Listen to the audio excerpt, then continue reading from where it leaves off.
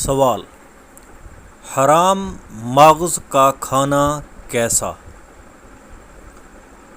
جواب: یہ سفید ڈورے کی طرح ہوتا ہے جو کہ بھیجے سے شروع ہو کر گردن کے اندر سے گزرتا ہوا پوری ریڑھ کی ہڈی میں آخر تک جاتا ہے۔ ماہر قصاب گردن اور ریڑھ کی ہڈی کے بیچ سے 2 پرکالے یعنی 2 ٹکڑے کر کے حرام ماغز نکال کر پھینک دیتے ہیں، مگر بارہا بے احتیاطی کی وجہ سے تھوڑا بہت رہ جاتا ہے اور سالن یا بریانی وغیرہ میں پک بھی جاتا ہے۔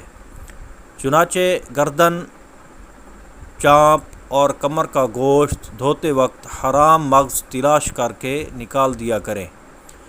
یہ مرغی اور دیگر پرندوں کی گردن اور ریڑھ کی ہڈی میں بھی ہوتا ہے۔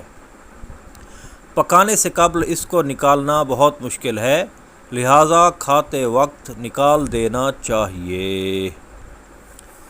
صلو علی الحبیب صلی اللہ تعالی علی محمد صلی اللہ علیہ وآلہ وسلم۔